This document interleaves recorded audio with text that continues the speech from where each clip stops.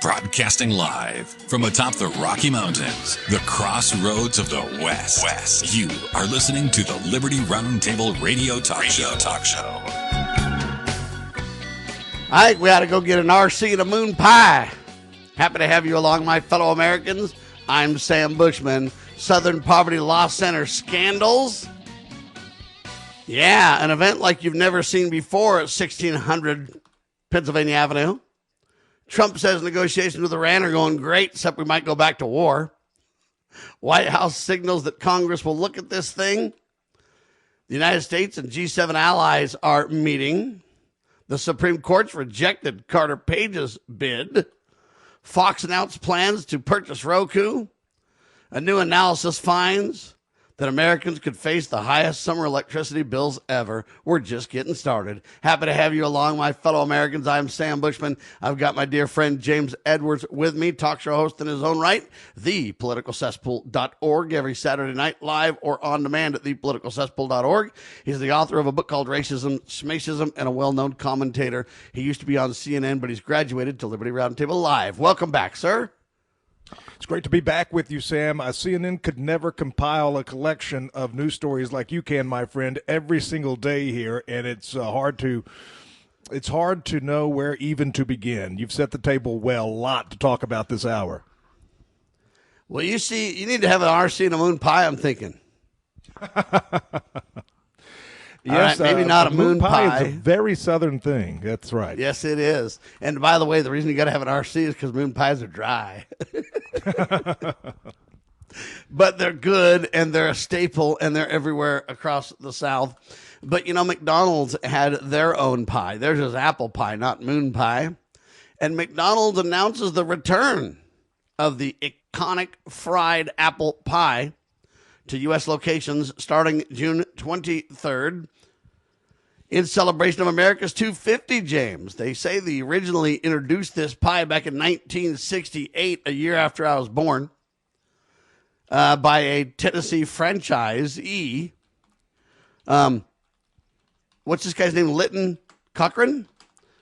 And I guess the apple pie from McDonald's was just iconic ever since. It was discontinued in 1992 in favor of a baked version, which nobody really likes, comparatively speaking. Nevertheless, they didn't care. But this whole release or return of the, quote, McDonald's fried apple pie is basically iconic to celebrate 250. And they're actually installing a 35-foot apple pie sculpture on Route 66 near Chicago until my birthday, July the 4th. This nostalgic reintroduction, they say, will help customers kind of remember McDonald's from their childhood. James, did you eat the apple pies, buddy, or just the moon pies? Just the moon pies, actually, because that apple has fruit in it. Those apple pies. You don't eat fruit either? Fruit and vegetables. Well, bananas, we'll do bananas. But this... no apples? Well, no apples. Wow, no James, come on never now. Eaten an apple. Even an apple pie laden with sugar and fried like they do with the apple pie. Come on now. That definitely helps its odds, but still not quite enough. If it's a chocolate pie or something, we can talk. But the whole thing, how does this tie into America's 250th? Well, you've heard the idiom. It's as American as motherhood and apple pie. This is something that represents, core values and universal truths and feel-good platitudes that are widely considered good and virtually impossible to oppose. Interesting thing about McDonald's, if anybody doesn't know the history of McDonald's, there's a great movie. I mean, a really good movie starring Michael Keaton as Ray Kroc, who came to acquire the McDonald's name from the McDonald brothers who originally founded it. Just a fascinating story there. And one of the things that these franchises were doing that he put an end to was when he would franchise these McDonald's locations out across the country. I mean, Ray Kroc was responsible for expanding McDonald's into the universal conglomerate that it is today. But some of these franchisees would introduce different things on the menu, like fried chicken and green beans and all kinds of stuff. And he put an end to that and made it a little more uniform. But an interesting story behind McDonald's. But it is the 250th. Is the movie called The Founder, James? Yeah, the movie is called The Founder, starring Michael Keaton of Batman fame, the 1989 version with Jack Nicholson. Michael Keaton, big actor, but it is a good movie. I do like it. It's interesting if you don't know the backstory there. I guess Ray Kroc would kind of be the villain in that story. He sort of swindled the McDonald's name from the original founders and just used the name because he said the name is what was going to sell the product. It's an all-American name. So now you're talking about bringing the all-American apple pie back for the 250th anniversary.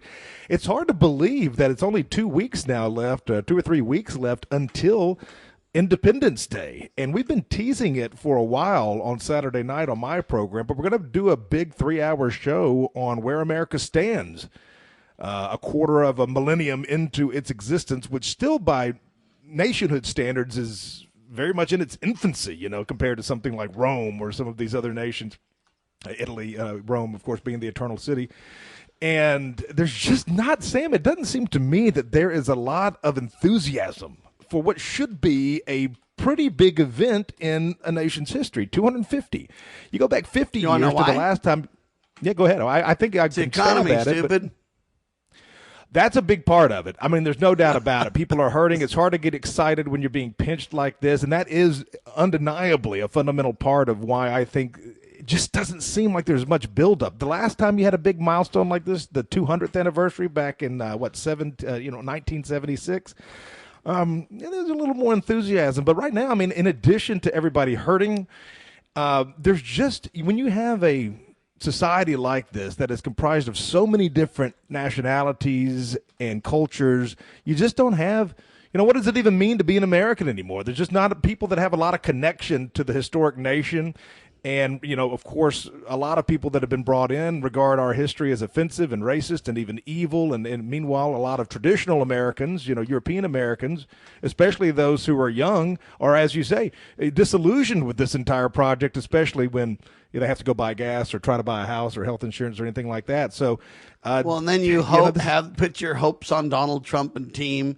You give them a chance in 2016. They do pretty well, and you think, man, they got kind of punked by the deep state. They were in over their head. They didn't quite realize, but look, give them round 2. They'll do better, and they've done some great things, no doubt about it. But at the same time, you're kind of going, wow, now the Democrats are gaining steam. We're about to lose the midterms, which means we didn't do near as well as we had hoped to do. We warned them and told them they only had 6 months to a year, maybe a year and a half at best, to get some significant things under their belt that they could tout and promote. And, the economy was key, and no war and peace and backing away from war and bringing our troops home and all these different awesome things, abolishing the education department and getting, a lot of these things done. People really had a lot of hope, and now basically the hope is turned into hopium. It's not even real, and the sad part is people know it. Now, Trump's done a great job on many, many, many fronts. People are attacking me because they say that I am not kind or fair to Trump. That's wrong. I think Trump's done a lot of good. I think he's crossed the boundaries of constitutionality, and when he does that, I complain. Nevertheless, I think he's the best president in our lifetime. I think he's done more for pro-life than any other president. I think he's really done his best to change the culture from being a promote gay and lesbian, bisexual, transgender perversion culture to more of a traditional male and female created he, them culture. He talks about God more than any other president in my lifetime. He really wants to, get out of wars. I do believe that, even though he's been drugged into war by the war hawks, etc. And so I'm not here to trash Donald. I think that pretty much Congress has undermined President Trump, and of all the deep state entities that could take Trump's true America First agenda, strong borders, America First, this kind of stuff, is Congress. I mean, Mike Johnson, in my opinion, has really basically opposed Congress or opposed President Trump at every single turn. And that, to me, is very, very sad. And I think Trump needs to realize that some of these people aren't his friends. They publicly praise him and talk the talk, but when it comes to walking the walk or getting anything done, nothing happens. Tariffs is the best example I can give you, too. When it comes to tariffs, hey, Trump's done a great job at saying tariffs are the key. Let's crank up the external IRS. Let's deal with countries the way they deal with us. In other words, let's have a little bit more kind of a mirroring of what's going on. If they want to play the game economically, supply and demand and free markets, by all means, let's partner and trade and do great. But the more they dump products on society, the more they play these manipulative games, the more they use the trade imbalances for war, etc., the more we're going to go against them. Trump's right on that 100%. But Congress has done nothing to back Trump really on the border, on tariffs. We need to get rid of the internal IRS. Trump has talked about that. Congress has done nothing to put some bills in place. They should have had a bunch of bills in place right when Trump started talking before he even took office the second time to deliver. But at the end of the day, I don't think Congress, we've got the biggest do-nothing Congress we've seen in our whole lifetimes, while we're supposed to be cranking out the Trump America First agenda. Now, Trump then gets stuck, so he crosses the line. Is it right? No. Is it constitutionally a problem? Yes. Do I blame him? No. When we get back, I want to know what James thinks of that analysis. Then I want to tell you this return of the apple pie is huge.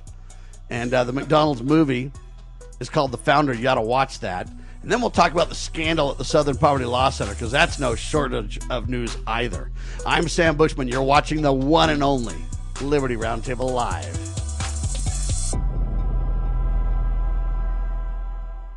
What does it mean to be an American? 250 years ago, our founders pledged to each other their lives, their fortunes, and their sacred honor in pursuit of liberty and self-government. Now, on America's 250th anniversary, you're invited to join fellow citizens in Philadelphia for a historic gathering dedicated to renewing that spirit. 1776 to 2026, a pledge renewed. This is more than a convention. It's a call to courageous citizenship. Join Americans from every background and walk of life as we learn to listen better, engage respectfully, build trust across differences, and strengthen the bonds that hold our nation together. Together, we'll explore how ordinary citizens can help build a stronger, freer, and more united America. June 25 through June 28, 2026, Philadelphia, Pennsylvania. Register today at braverangels.org. Join the conversation, renew the pledge, help shape America's next 250 years. braverangels.org. Have you ever had great honey? No, I mean really good, all-natural, raw honey? Well, now you can, thanks to localhoneyman.com. We can ship out our locally made honey all across the U.S. So don't worry, you won't miss out. Plus, Local Honeyman has so many different flavors, like Utah Wildflower, High Desert Delight, Happy Valley, and Blackberry, just to name a few. So purchase your delicious raw honey today at localhoneyman.com.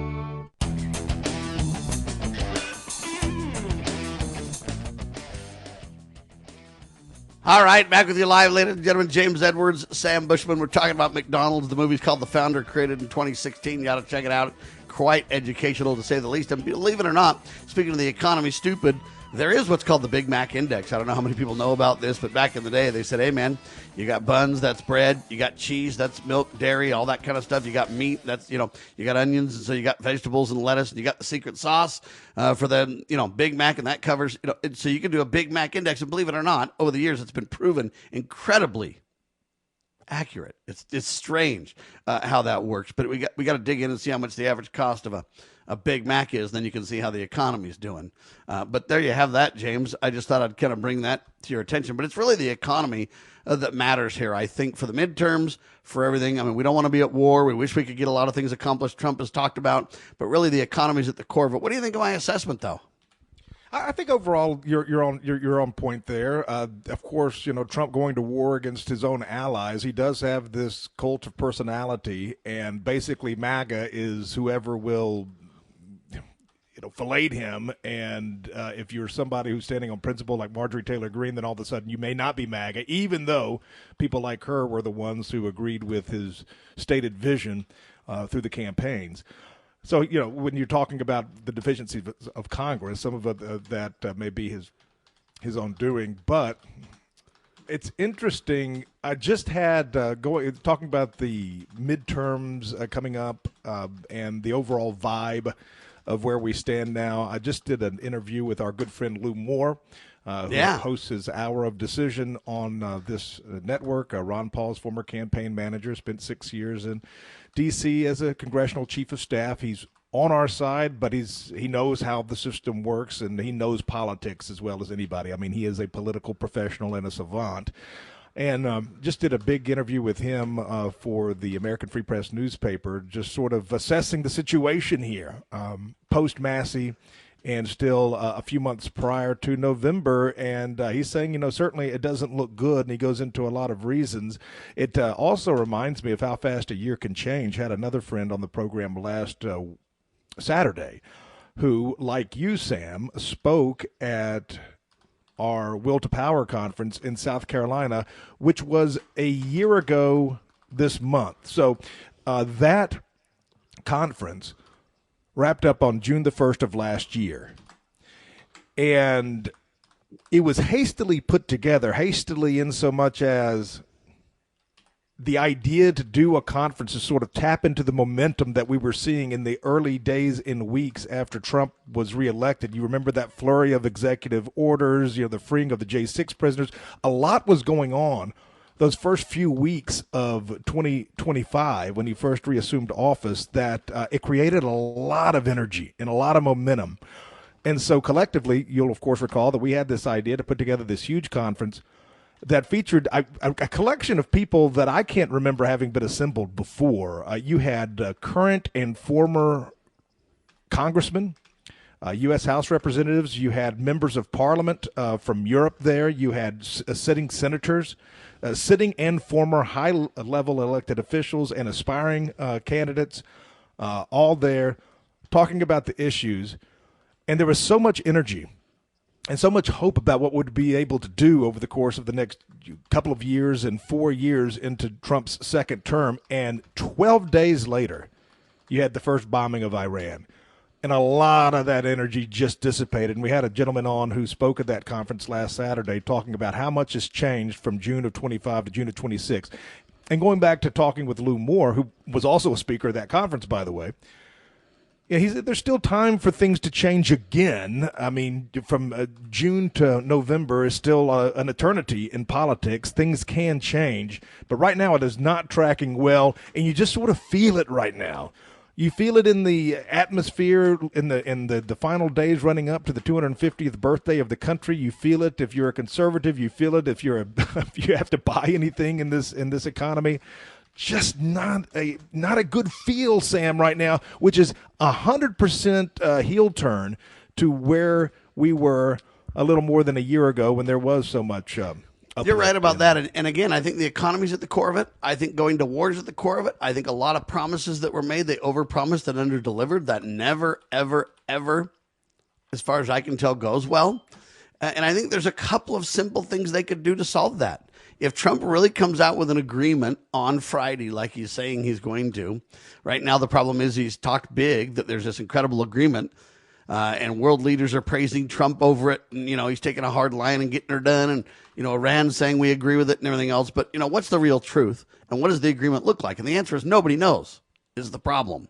Nobody knows. So we'll see on Friday how serious it is. He said he was going to sign it last Sunday, and he didn't. And so he keeps making these promises that just continue to get pushed back. The promise that, hey, we're going to get to the bottom of vote fraud.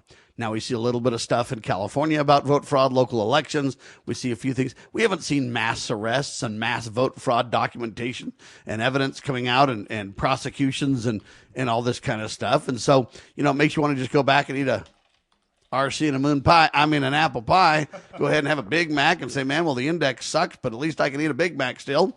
And, people are kind of to that level right now.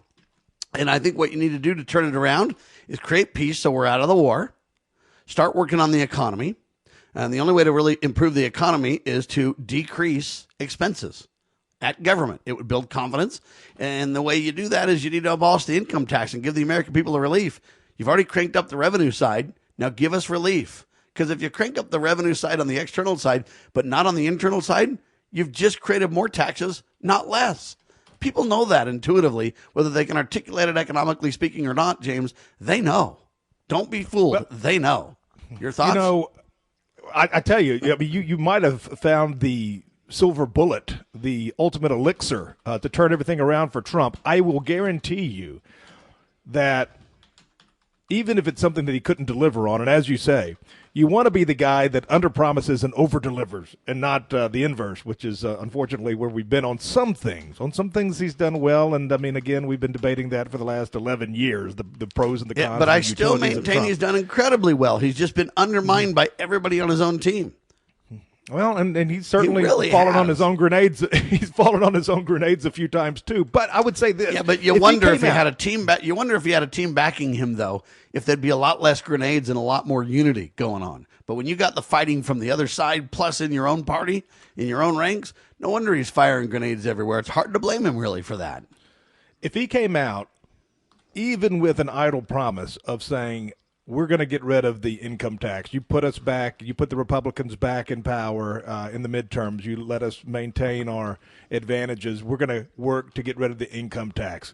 That would be enough to do it, I think. Now, of course, as smart as we are, there has to be somebody who's probably considered that. If it was just as easy as doing it, maybe somebody would have done it before. But imagine being a Democrat trying to oppose something like that. As fantastical as it may sound, but all you got to have is sound bites to win elections. Give people a little hopium, and they'll go with it. But I mean, something like that would, if it's something that's going to benefit.